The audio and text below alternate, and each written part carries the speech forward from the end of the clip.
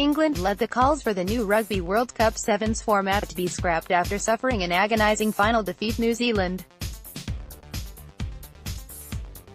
One day after winning the women's event, the Kiwis replicated their 2014 clean sweep with a 33-12 victory over an England side that has now finished runners-up in the last two global tournaments.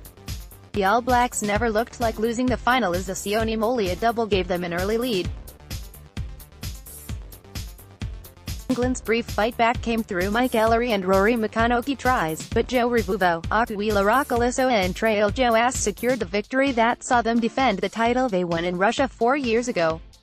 For the first time, every match in the tournament was a knockout clash, and despite winning all three of their games to reach the final, both England head coach Sione Molia and captain Tom Mitchell called for World Rugby to resist the temptation to introduce the cutthroat format to the annual Sevens series. In the Series 1, don't think it works out well enough because the challenge "you've got one game on one day" is not the nature of Sevens. Moore said. The game of Sevens is about a couple of games each day, but as a standalone one-off thing I think it's quite exciting. It's edge-of-the-seat kind of stuff, and if you get one game wrong you're gone, and that makes for great drama, which I think is special. Mitchell, one of the star players in San Francisco as he provided the match-winning moment in narrow wins against both Samoa and the USA, added, "It has been interesting mixing it up, but I am not totally sold on the new format. There are pros and cons. It is up to World Rugby to keep mixing things up, keep it fresh and keep improving the game.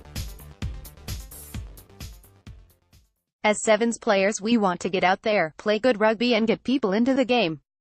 I think we need to look at the amount of people watching and playing it as well. That is something we try to work on in the UK, but Sevens is a global game and I hope it can really become the truly global game it should be, in terms of participation." What proved a successful first major foray into America for World Rugby ended with a fitting final as two of the most notable rugby nations faced off in front of a crowd that ticked over 100,000 across the weekend, with around 35,000 inside San Francisco's at. After seeing off South Africa in the semi-final, England were going for their first World Cup win since 1993, but could not match the All Blacks. Jack Jimenez attended the World Cup Sevens courtesy of Swiss watchmaker Tudor, the tournament's official timekeeper and partnership with World Rugby. For further information visit tudorwatch.com.